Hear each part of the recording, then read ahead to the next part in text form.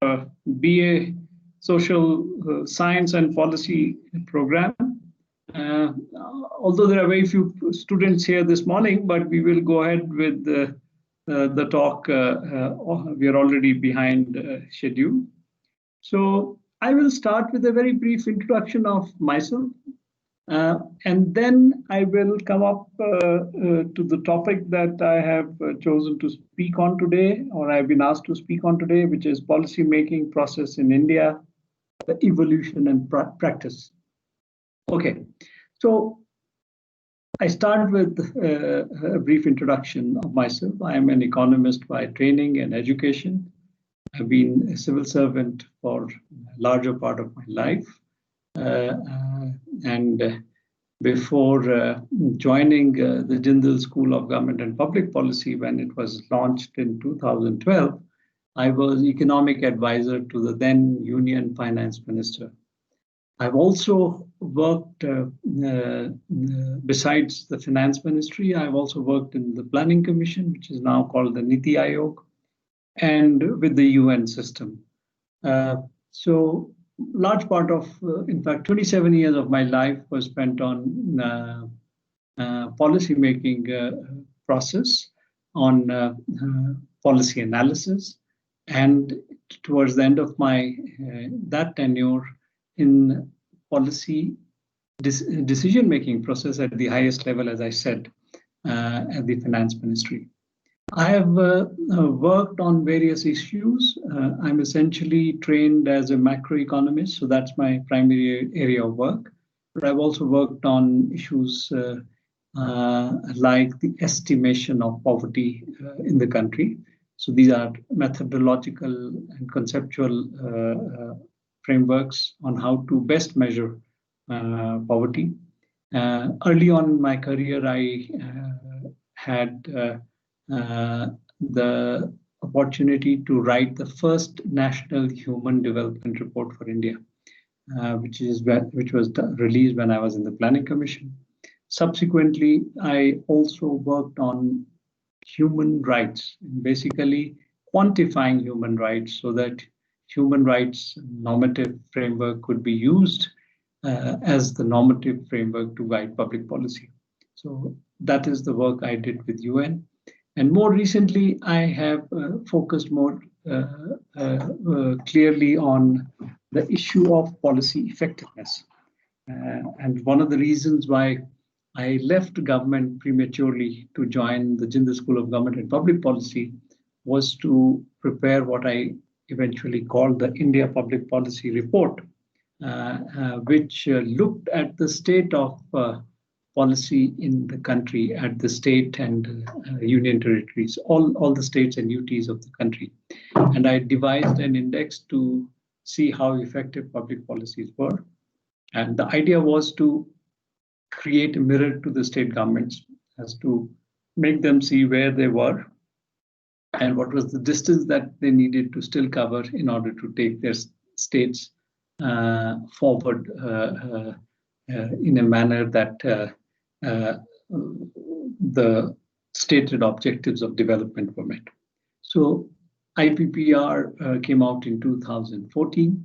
I continue to work on a sequel of that document to see what has happened in the country since 2012, 13, 14 to 2020 now.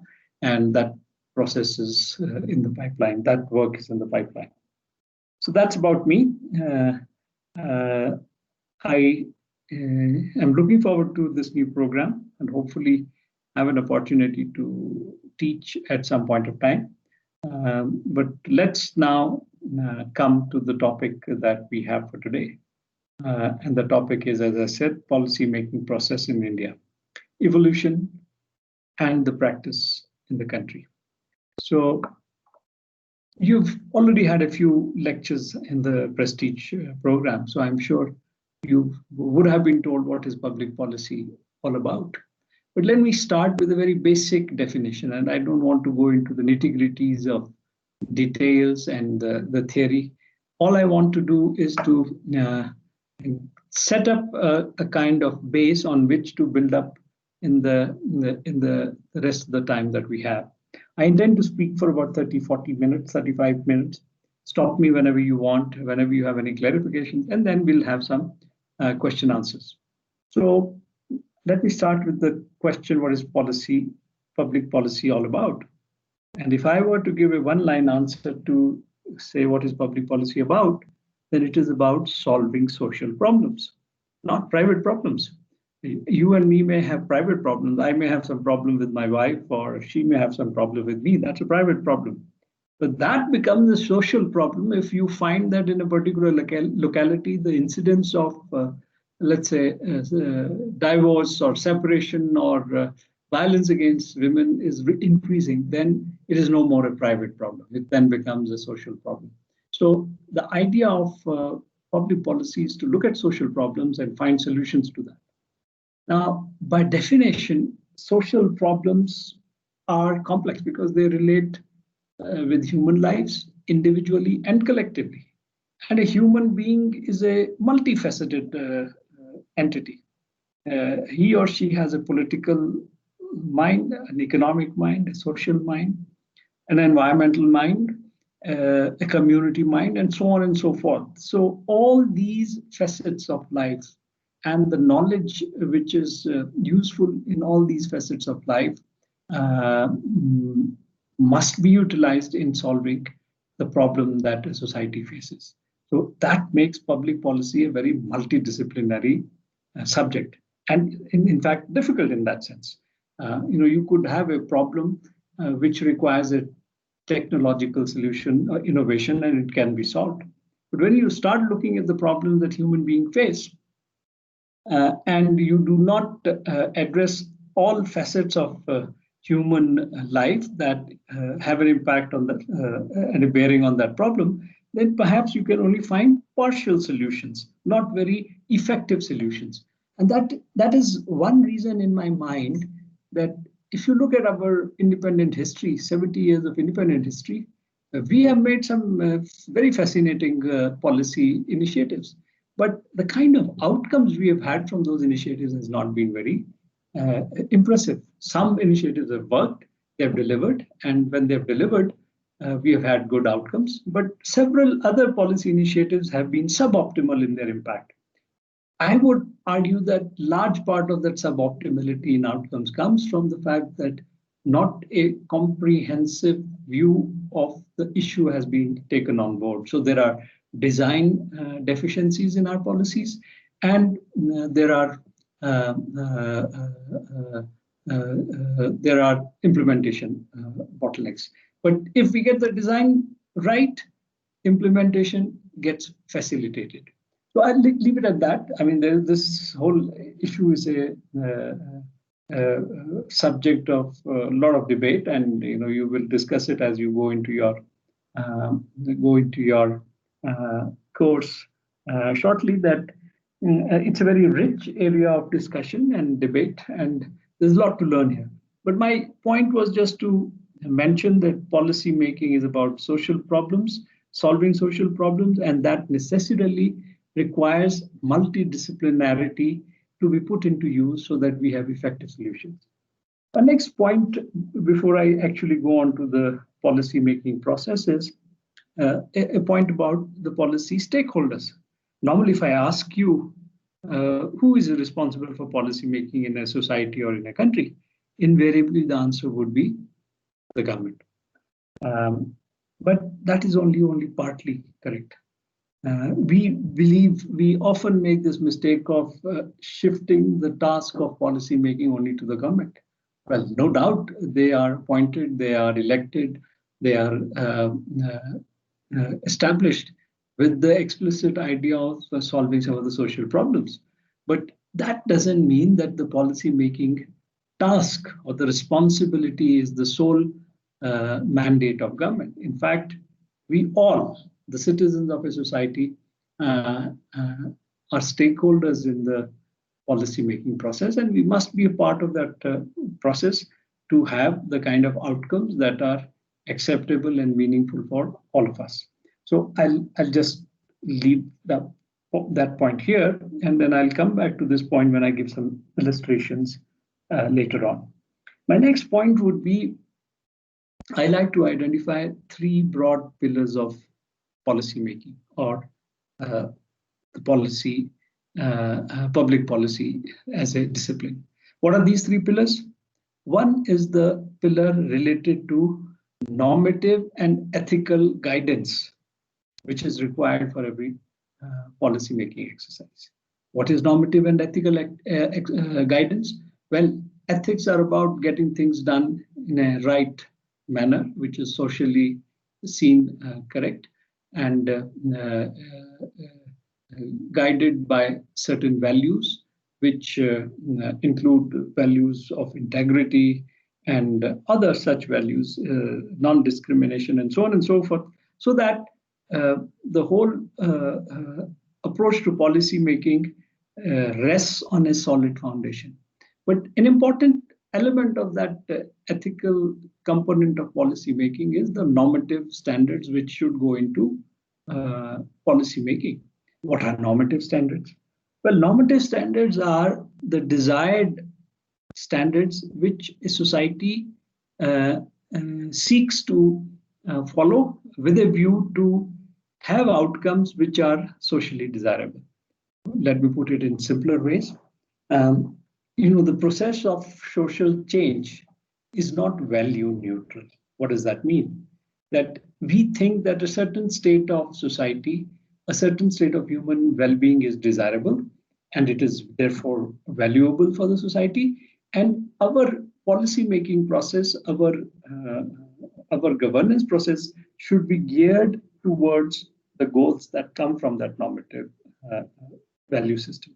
So normative value system, along with an ethical approach to policy making, is one of the first pillars or the important pillars of policy making. To elaborate that point a little more, norms. For example, we don't want to see too much of inequality in our country. Some bit of inequality is inevitable, but too much of an inequality becomes an issue for all of us. I mean, I may be very rich, you may be very rich, living in a palatial house in a town, but next to you, if there is a shanty, a slum area where people don't have enough food to eat, no clean water to drink, then it does affect even your own sense of well-being. So the normative consideration is that societies should be more equal in their outcomes. It can't be perfect equality, but as near equality as feasible under the context. And so such normative considerations. Another example could be that women and men should be treated similarly. Why should women be paid less for the same kind of job? These are all normative values which guide the policy making process, which guides the policy making process in any society. So this is the first pillar. The second pillar is the importance of evidence in policy making. Why is evidence important? Well, for the simple reason that if you don't take into account the reality out there, that whatever you are trying to do by way of creating a policy to improve upon that state would be hanging loose. Why would it be hanging loose? Because it has not taken on note. It has not taken note of the small, subtle differences that a particular context may present vis-a-vis another context. And if one doesn't take that into account, then even if you have made a good policy, generally speaking, it may not be as effective in that context. So evidence adds to the effectiveness of the policy, as also it adds to telling us what the actual needs of a particular segment of the society are, of a particular region are, so we can tailor our policy response keeping those needs in mind. So evidence is a second most important pillar. The third important pillar, which is what the topic of this talk was about, is the policy making process. we need to have a good process for policy making. We need to take evidence into account, and we need to have a good normative ethical consensus on how the policy is to be framed. All three are important, but the policy making process is particularly important, and like the importance of evidence, it also contributes to effectiveness of policies.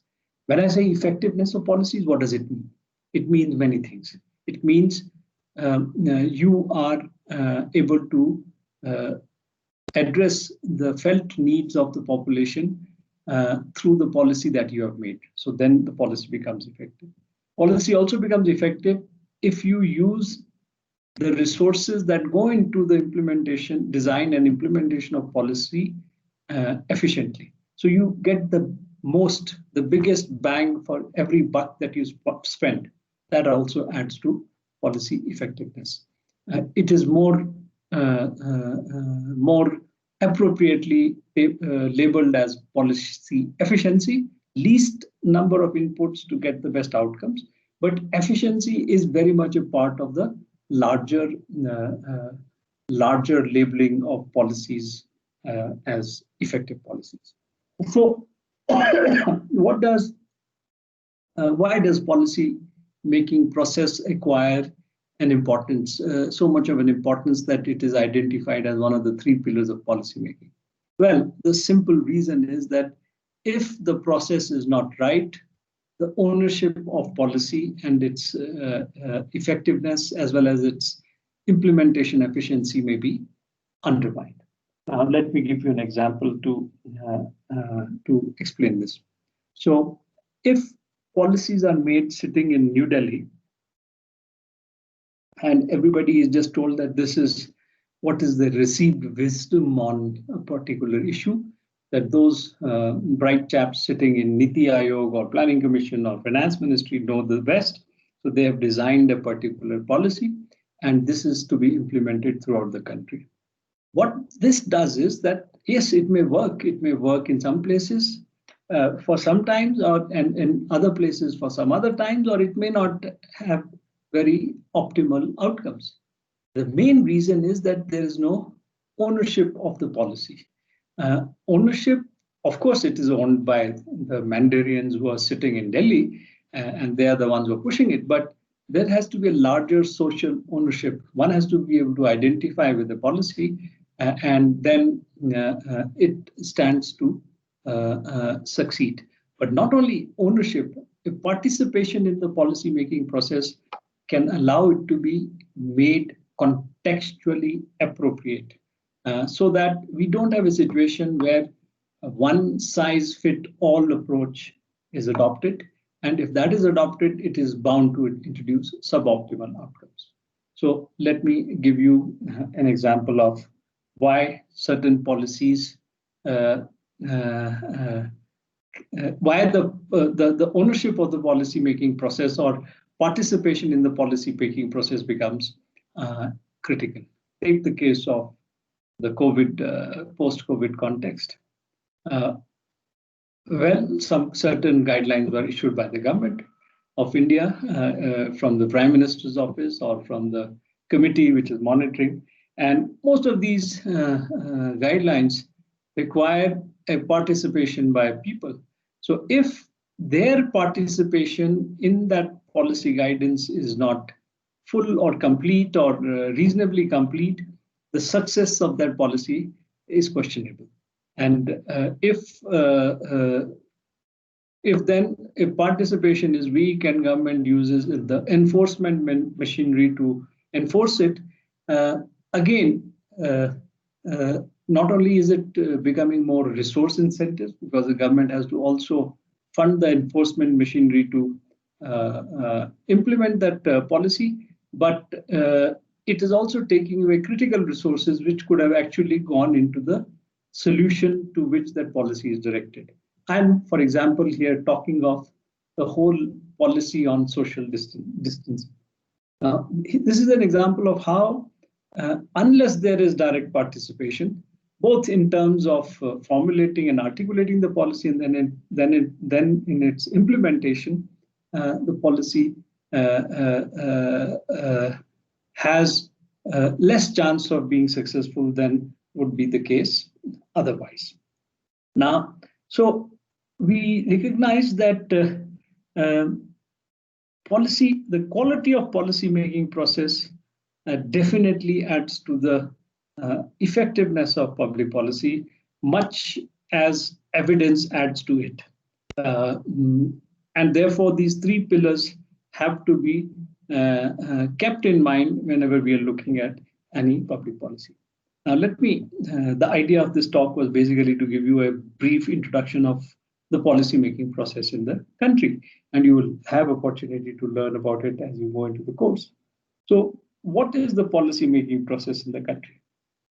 Post-independence, we have, first of all, there's a constitutional basis of policy-making in the country. And what is that? There is a division of power between the center and the state. You all know we are a union of states, right? So we have a federal structure in our polity, and in order to get that to work seamlessly and effectively, the Constitution provides for division of powers between the union government. Sometimes we also call the central government, though the correct terminology is union government. So it's a union finance minister. It's not the central finance minister, but we use these terms interchangeably. But the point is, there are certain tasks to be done by the central government or the union government, some by the states exclusively, and there is a concurrent list where you have subjects like higher education, for instance, where both the center and the state can intervene. So, in a sense, we have organized our policy-making process to start with by bifurcating certain responsibilities between the center and the state. And then, if you are aware, we had a 73rd and 74th constitutional amendment in the early 90s. What were they about? They were about strengthening the third tier of governance in the country, the local self-government and the Panchayati Raj institutions. The idea was, although, at the heart of our independence movement, this idea of Gram Swaraj, if you've heard of this term, this was a term used often by Gandhiji. It was very much in the part of our national discourse. But it so happened that it took us nearly 40 years, 45 years to constitutionally provide teeth to this idea by creating these amendments, by passing these amendments of the Constitution to empower our local self-government as well as the Gram Panchayat. So the idea was that certain tasks are best done at that level, and so tasks of governance, of policy making are best done at that level. So this constitutional division of responsibilities forms the basis of our policy making process. The second component of this whole idea is the idea of fiscal federalism. I'm sure you would have heard this term, fiscal federalism. What does it mean? What does it imply in our context? So India is a federal government, and what it has done, the way India came into being after the Britishers left, we had three different categories of administrative units in the country. One was the unit which was directly administered by the British government. Then there was another which was basically the princely states which were under the British Empire, but they had a certain amount of autonomy. And third were areas which subsequently basically were the areas where this experimentation, even while the British were with us, they were ruling us, was being undertaken of self-government. So you had provincial assemblies and elected provincial assemblies. I'm talking of the period after 1930s, where local representatives were in conjunction with the British rulers, were part of the administrative body administering those provinces. So when all of them came together, and there was a fear, in fact, that given the diversity of our country, the administrative systems that were there in the country, it wouldn't take too long for the country to disintegrate. As long as the British were there, they were kind of a unifying force which kept all of all administrative units under it together. But once they left, there would be these forces which would disintegrate the country. And because some parts were richer than the others, and the whole issue of why having to carry the baggage of the more backward parts of the country would bear on this particular issue. So we devised constitutionally a system which was, in fact, one of the reasons why we have succeeded to be a unified country, and we have made progress in several areas. Of course, I don't say that we have progressed to our optimum level or what we could have attained. We have missed a lot of opportunities. We have also done certain wrong things, and you'll hear about them as you get into this course. But the point is that one big achievement of our country is that we have been able to stay together as a country, despite our diversity, despite the segmented administrative structure in the country. And one of the reasons why that has happened is, of course, the way we have organized politics, the parliamentary system, et cetera, et cetera, et cetera. It gave scope for opinions of different colors, hues, and sects to be brought into the mainstream, and so we could stay together. But one of the major reasons was the way we organized our finances for the government to run. And that is what is the issue which we deal under the topic of fiscal federalism. What have we done? Very briefly, all the elastic sources of revenue. Elastic means the ones which grow with growth in income, the ones which are more buoyant resources of revenues are with the central government. So central government collects most of the taxes and then devises a particular allocation criteria with which it allocates that money to different states and UTs. What that does is that the richer of states are also contributing to the development of the backward states. So, for example, when we got independent, nearly 70 to 80% of our revenues were coming from 2 or 3 presidencies. The Bombay presidency, the Madras presidency, and a bit from Calcutta and Delhi. So these areas accounted for most of the tax revenues. Now, had we not devised this system where all the revenues were collected by the center and then through a transparent system of allocation, they were allocated to different states, we would have had huge problems. Either you would have had most of the country sitting in Mumbai and Chennai or in Delhi, because that's where the money was, that's where the opportunities would have been, and the rest of the country would have been languishing for want of resources to kickstart development, and that would have resulted in huge migration. But it happens anyways, but it would have happened at a much larger scale, which would have created social consequences, which would have created unrest, civil strife, and perhaps that would have been the reason for breaking down of our country, as has been demonstrated by history elsewhere in the world. You know, there are certain countries which do not exist anymore. Soviet Union does not exist. What do you have in its place? You have Russia, and you have a chain of other countries in Central Asian republics. Look at Yugoslavia. Yugoslavia is not on the map anymore. So there are other countries in other parts of the world which have shown a tendency to, disintegrate and secede from the body of which they were a part. So fiscal federalism allowed us to stay together, and it also, by that logic, created a set of responsibilities for different tiers of government.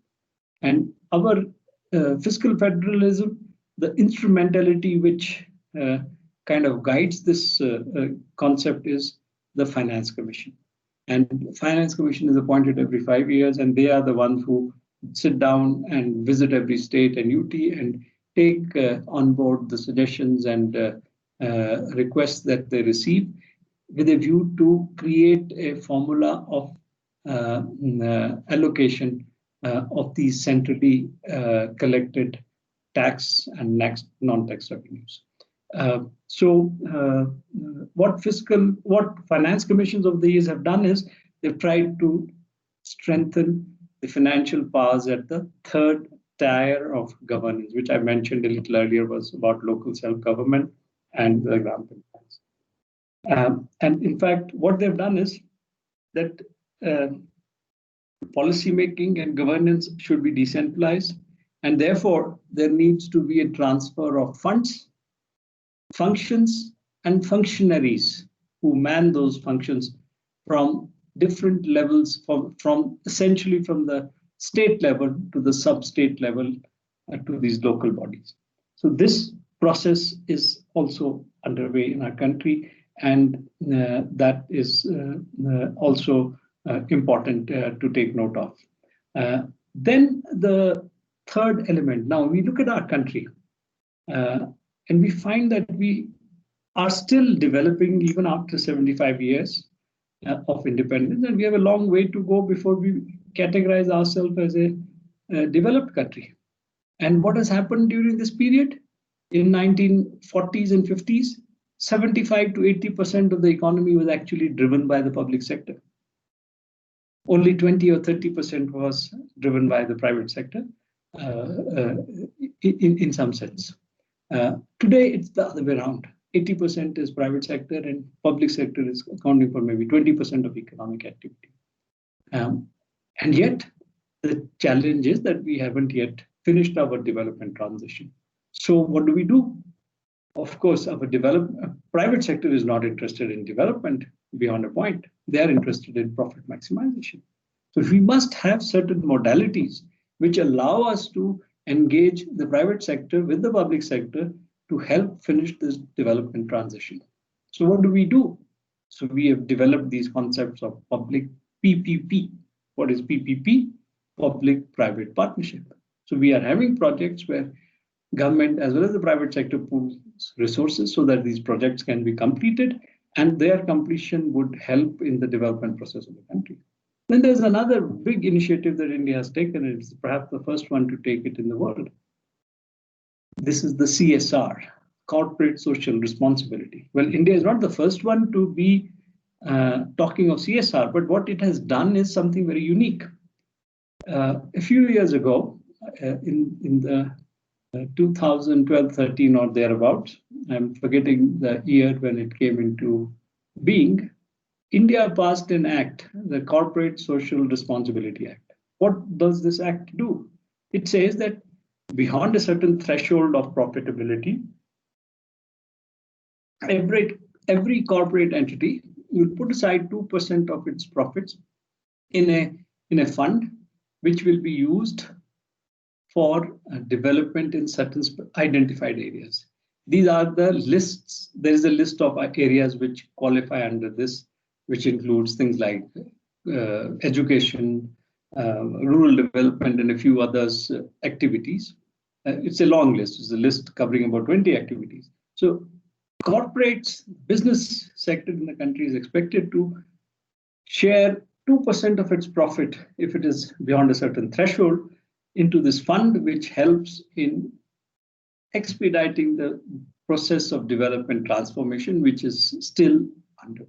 So these are some of the tools which have been created to supplement and strengthen the state, the public sector, in discharging its responsibilities.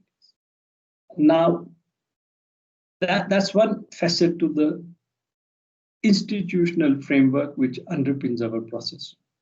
But let me just add here, our process, and I will come to that in a minute, has seen, our policymaking process has seen some distinct phases if I look back to the last 75 years. And you will also recognize these phases when I talk about them. But before that, what was it that we were seeking through our constitutional division of responsibilities and the institutional framework, which I just discussed with you, which we laid out? What were we thinking? We were thinking that our planning and policy-making process would be bottoms up. What does that mean? District and sub-district level plans will be the basis for making state plans, and the state plans would be the basis for making national plans. Of course, since Mr. Modi has come, we have entirely dispensed with the 5-year planning system. But the idea was that what needs to be done is best known at the ground level. So our policy-making planning process should be bottoms up. But in reality, this was our original thinking. And this was also embodied in the way we constitutionally created the framework. Of course, one lacuna was that it took us 45 years to strengthen, at least on paper, the Panchayati Raj institutions, the local self-government institutions, which happened only in early 90s. And until then, this tier of governance was weak. Nonetheless, the idea was to do a bottoms-up planning process, but in reality, it never happened. There were hardly any states which actually had district-level plans. And so states made their own plans sitting in the state capitals. So there was a kind of divorce between even the sub-state level reality and the way the leadership at the state level saw what they needed. And then similarly, we had this entity in the apex body of the planning process in our country, the Planning Commission sitting in New Delhi, which built plans of its own. So initially, for example, what are often referred to in our literature as the temples of modern India, Nehru called the big dams and these institutions of higher learning as the temples of modern India. All that happened at the central level. There was practically very little communication, consultation with the lowest most tier of our government. And although it resulted in certain good things, but it also meant that certain important priorities of our policy-making process were ignored for quite a bit of a time. And I am now referring to the focus on elementary education, which should have happened right in the beginning of our post-independence time. And it took us 30, 40 years after that to straighten that out. So intent was something, but reality turned out to be something else. Now, let me quickly tell you what I identify as the 4 different phases of our policy-making process in the country. I've told you the importance of the policy-making process in the context of policy-making. I've told you the institutional framework in our country. I've also mentioned that policy-making process has to be participatory and has to involve all the stakeholders. Now, let me just identify the 4 phases of policy-making process in our country. The first phase, which is the phase up to roughly around the time when Pandit Nehru, our first Prime Minister, was ruling the country. This was the phase when policy process was essentially expert-driven and led by very high-quality intellectually very high intellectual political leadership. And one of the persons who provided that leadership was Pandit Nehru himself, and of course Patel and others, Ambedkar. So this was the phase, and this was the phase when India actually embraced the top experts. Many of the subsequent economics Nobel laureates came to India in the 50s and the 60s to provide their expertise in the policy-making process and help solve some of the problems that we were facing. But this happened because we had a very high-quality intellectual political leadership in the country, which recognized the need for this kind of expertise and invited that expertise. And then the second phase started after roughly the death of Nehru, and a few years later, when the bureaucracy acquired the monopoly in policymaking. So it was led by the bureaucracy.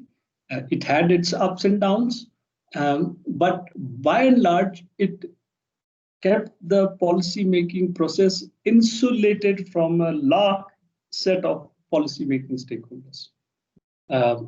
Then we had the phase when the civil society started moving into the policy-making arena. And this is the phase, I would say, roughly coinciding in the 1990s, when you had very strong civil society movement on certain issues. And those issues became important for the society. They came into the limelight, and as a result, policy measures had to be initiated. So we had right to information being created. We had right to education. We had this whole movement on bonded child labor, etc., etc.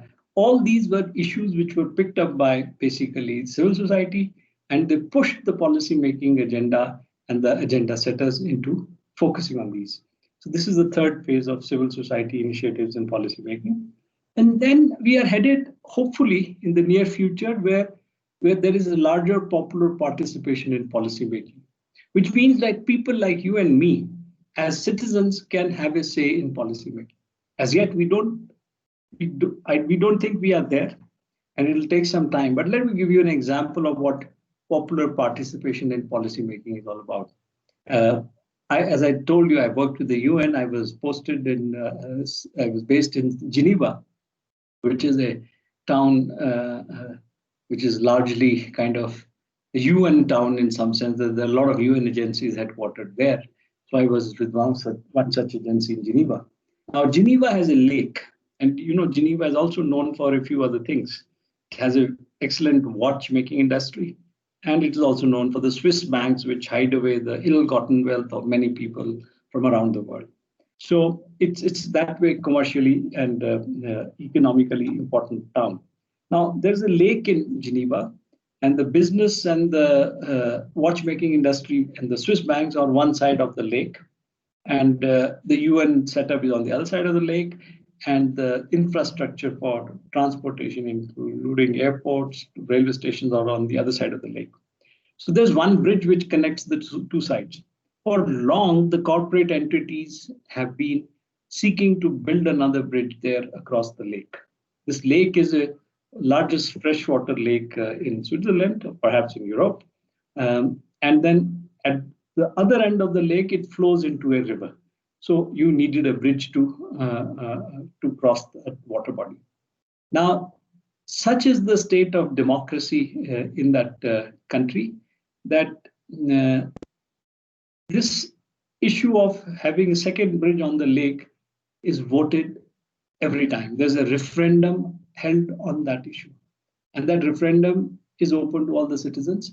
They have to vote whether they want to have another bridge there or not. And I was there for 6 years. Every year that referendum happened, and it was defeated because the people staying in, local people in Geneva who had the right to vote, etc., they value their quality of life.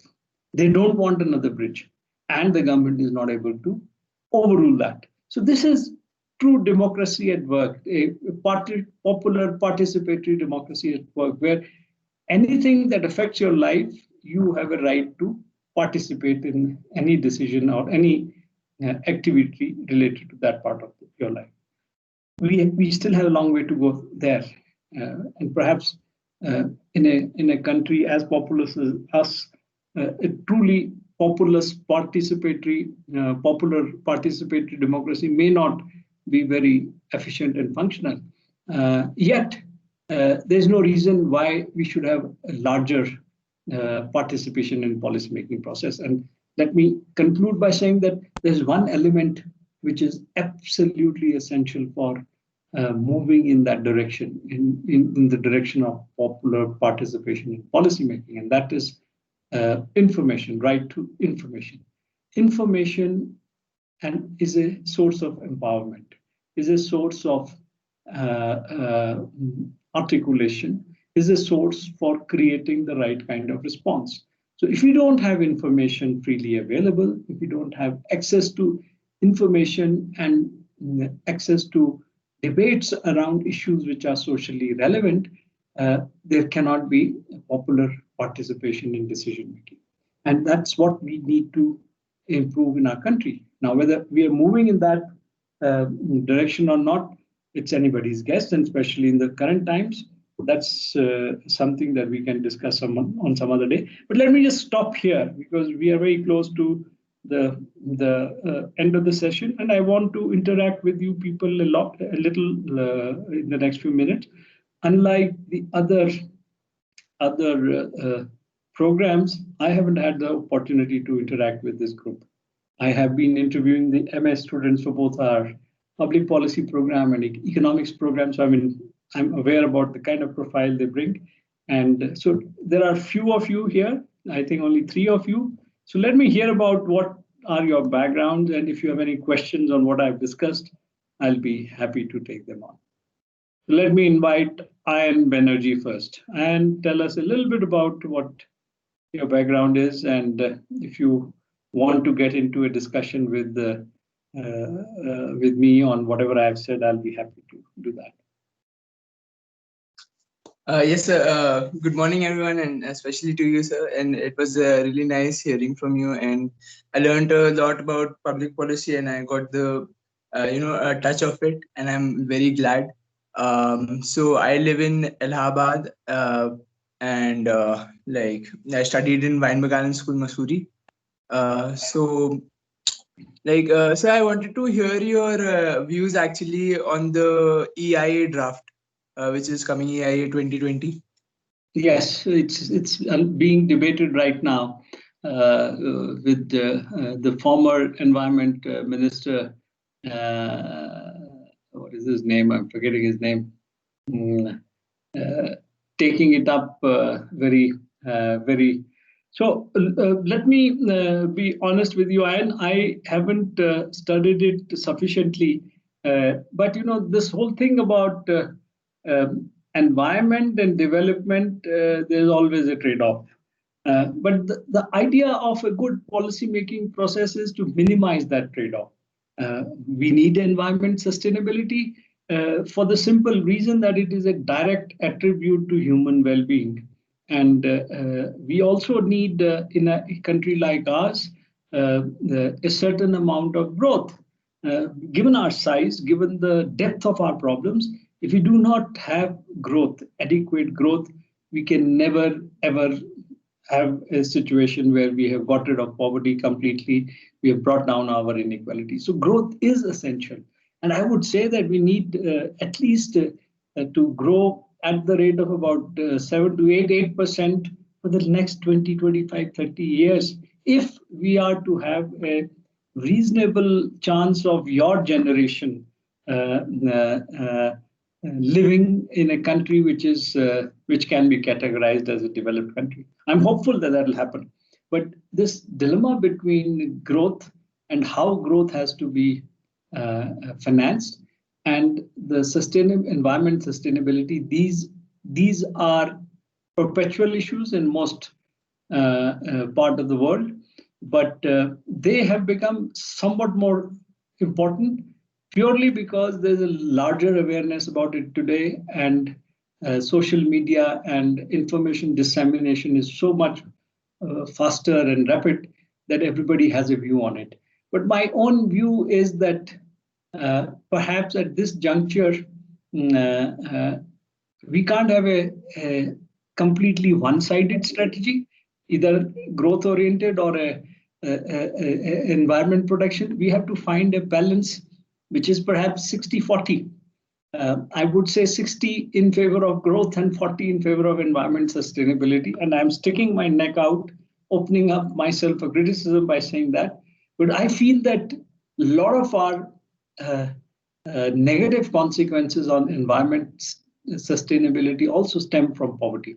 So while we need to have a growth strategy which rapidly alleviates poverty and does that in a with sustainable consequences for the environment, but I would still put my money on having a 60-40 breakup in the strategy because if poverty gets eradicated, the negative consequences of living in poverty on environment would also get checked. But I'll leave it at that. I mean, this is a complex topic, and I didn't go into the nitty-gritties of the draft policy document. That's something we should discuss at another occasion. But I gave you just my larger orientation on the way I look at this problem. Right, sir. And like I'll definitely suggest if you could take a read about the policy, because it's really actually it's not 60-40 like according to me, as far as I have read that it's like 90-10 or maybe lesser than 10 also, like it's 95 and 5. And I know For the that environment, because it's 75. that is precisely the reason why Jairam Ramesh has been making a lot of noise about it, because he was a former thing. But I still feel that, of course, there are different perceptions. And you see, what also happens, Ian, is that often we take a very sectoral view of issues. But in real life, everything in the world is connected with each other. So the ability to make yourself distant and have what is called a, let's say, a helicopter view of a particular issue is important. And when I gave you a 60-40 breakup, and without going into the, I've read some parts of it and I'm following some of the debate, is by looking at this, taking this distant view. I'm looking at also the objective that, in the next 20-25 years, we should be a developed country. I put emphasis on that because I think that will automatically take care of many of the ills that we face socially and economically in our country. But in order to get there, our path has to be sensible. We can't just be 90-10 or 100 in one direction or the 100 in the other direction. But I am sticking my neck out for a 60-40 kind of a breakup. And the reason I'm saying that is, one other element I would add to it is, I have great confidence in and hope in technology.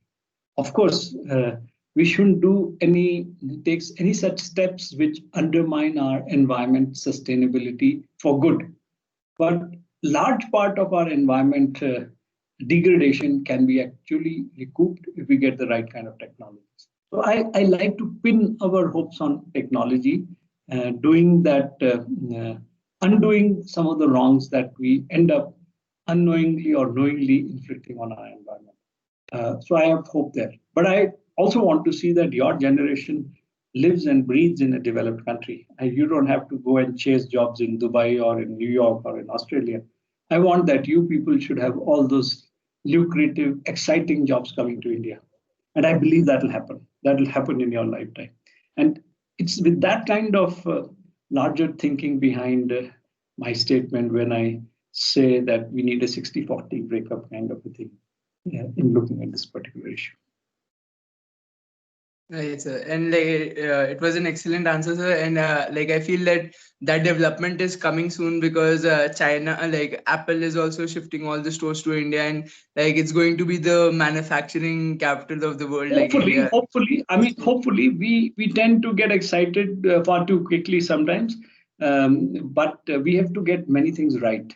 Our policy making process and our expertise in policy making is very, very shallow. We need to straighten that out. So a lot of ifs and buts are there, but hopefully one should be an optimistic at your age, and one should hope for the best. And so I think there will be good things ahead. So nice talking to you. We'll talk again, but let me go on to the next one. Ashok. Thank you, sir. Good morning, sir. Good morning, Ashok. Tell me a little bit about yourself and tell me if there's anything that bothers you from what I said in the last 45 minutes.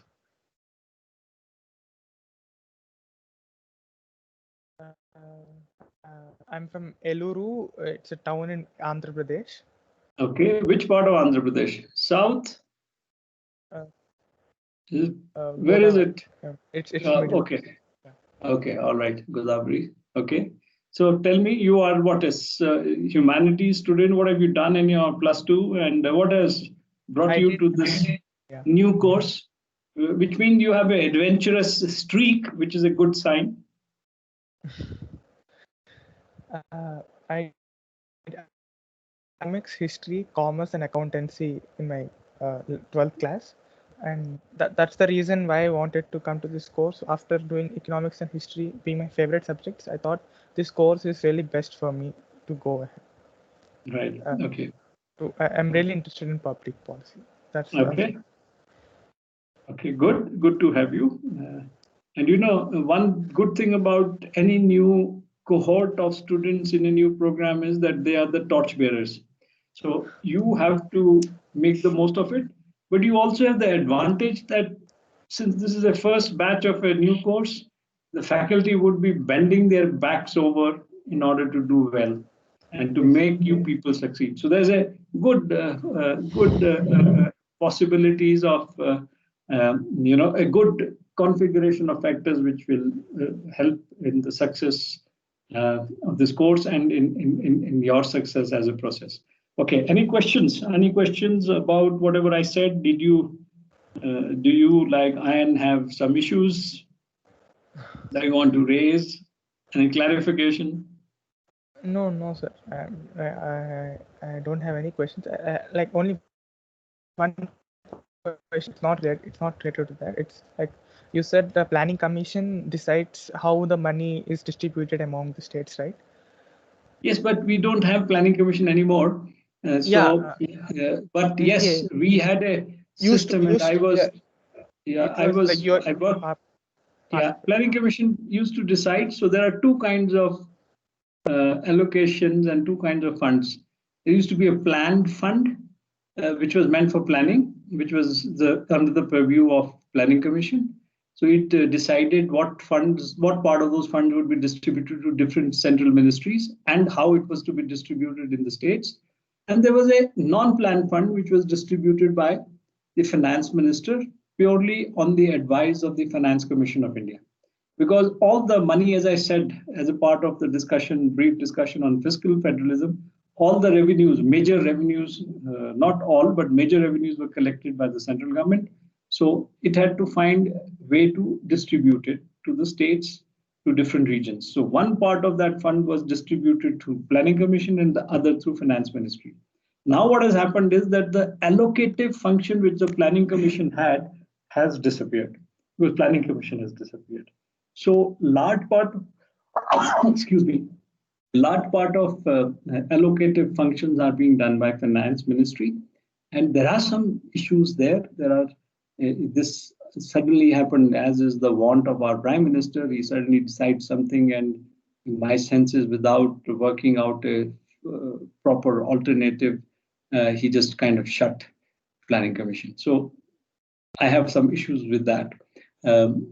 Because some of those allocative functions of Planning Commission are still relevant. We have fairly backward parts of our country which require resources, and they need to be focused on, which doesn't seem to be happening currently in the new dispensation. And there's a lot of kind of lack of clarity about it. But yes, that was the way funds were allocated earlier. So Planning Commission had some role in allocation. The Finance Ministry, following the recommendations of the Finance Commission, which is a constitutional body instituted every 5 years, did the other part of allocation. Sir, one last question. Yes. About like you maybe you should have known by now, like Andhra Pradesh and the special status category. So being part of Planning Commission. So what's your take on it? Like, do you think if there is a Planning Commission? You may not like my answer, but the idea of special states for categorizing certain states were based on certain criteria which were very relevant at one point of time. These were hard terrain states. They were landlocked states, or they had borders with difficult neighbors, etc., etc. And they didn't have scope for diversification of economic activity. Now, when Andhra Pradesh, you look at Andhra Pradesh, a coastal state, it is a reasonably developed state, unlike some of the other special category states. So maybe the claim for making it a special category state is not perhaps very well founded. But more importantly, this whole clamor about special category state was to basically seek some devolution of funds from the center at more favorable terms. I think when the whole idea of decentralization and the way this government has gone about minimizing the allocative functions in the planned development, I don't think that idea really carries much weight. So my answer is that I'm not in favor of a special category state for Andhra Pradesh, but it may sound very jarring for you. So unless we discuss and I elaborate on this, you wouldn't appreciate my answer. So don't misunderstand me. Yeah. Thank you, sir. Okay, Tej, you are the last one. I see only the last person. Let me look at you first and then put on your video so that I can have a look at you. Oh, I'm sorry, sir. There's some problem with the camera. There's some technical issues. It's not that you haven't had your shower or anything and you don't want to show us your face. No, sir, it was a problem yesterday too. Okay, all right. Tell me. Okay. Tell me a little bit about you and where are you from, and then if you have any questions. So I'm from Saket, New Delhi. You're from Saket. Which part of Saket? So Scenic Farms. Oh, you stay in Scenic Farms. So you're my neighbor, huh? Maybe, sir. I stay in Press Enclave. Okay. And I've done 8 years in boarding in Bishop Cotton School. Recently, I moved and done 2 years in OPJMS Hisar. And sorry, where? OPJMS in Hisar, Jindal Modern School. OPJS Hisar. Okay, Hisar. Okay. Yes, There's sir. another thing in common with me, huh? So you have studied in Bishop Cotton School, and right Yes, now I'm speaking from Shimla. I belong to Himachal, and I'm taking this talk from Shimla, from my house here in a place called Mashobra in Shimla. So we have two things in common. So, and I've also done 4 years in sciences, and I'm moving to this new stream. You've done, sorry, what? 4 years done? in PCM. Okay, PCM. And now you're moving into this stream. So what prompted you to shift from science to social science? So I couldn't cope with maths, so that moved me towards maybe trying for civil services. And as you mentioned, Niti Ayog, and I had some words with my parents, and they said probably policy making is crucial for this. Okay, it's a good choice. And as I said to the previous person, you are the torch bearers of a new course. And I think this course is going to be very exciting and especially useful for the kind of objectives you've kept yourself professionally, civil services and policy making. It will be very good. Okay, good to know all that. Is there any question you have on the talk? Not on what you said, sir, but maybe I'll just ask, what do you recommend? Where should I start? Because I'm brand new in this course. Okay. So there are many things I can tell you, but I will first of all say that, do you read newspapers? Yes, sir. And regularly? National, yes, sir. Okay, so I would recommend that start reading at least 1 or 2 newspapers carefully, yes, and especially the editorial pages. And I would recommend Indian Express in North. But if you are fond of Hindu would also do. So read that. I would add one magazine stroke journal to that. That is Economist, to give you an international perspective. Though I don't always agree with the kind, they seem to have a bit of a bias against India, but that's fine. You should be able to see through that. But it's a good magazine, weekly magazine, which tells you about what is happening around the world. So I would say that look at these Hindu Express as a page which is devoted to international news based on economist analysis. And these are editorial articles. So start reading that very carefully, enhance your general worldview. But I would also recommend about 8-10 books that you should read over the next few years. And what you should do is, rather than I can tell of tell of one book which is lying on my table right now. A book by, it's called 20 lessons for the 21 lessons for the 21st century by Harari, Yuval Noble Harari. He's an Israeli historian. Have a look at this book. But I would recommend 21 lessons for the 21st century. Do a Google on this. And Yes, it is written by Harari. It is Noble Yuval Harari. He's an Israeli historian from Oxford. You will be able to find just the title of the book should be enough. And I would suggest that read at least another 8-10 books. So maybe write to me sometime and I will put down a list of books for you, or when you come to the campus, come and call on me, fix up a meeting through the email, and then I can tell you a few other books. You should read a book by there's an economist called Ha-Joon Chang. Have you heard of him? No, sir. Ha-Joon Chang. Look it up. And the book is called 21 Things That They Don't Tell You About Capitalism. Okay. Okay, sir. Then there are a few other books. I can't think of them right now straight away, but you should read these books. Basically, what I'm trying to suggest is broaden your reading horizon, and keep up with the current developments within the country and outside, and not just by reading the news, but by looking at the editorial analysis. And 2 of the papers which I mentioned, Express and Hindu, would be a good place to start. Yes, sir. Thank you. Okay, all right. Yes. So I think we already shot the time. Lalit, we will wind up.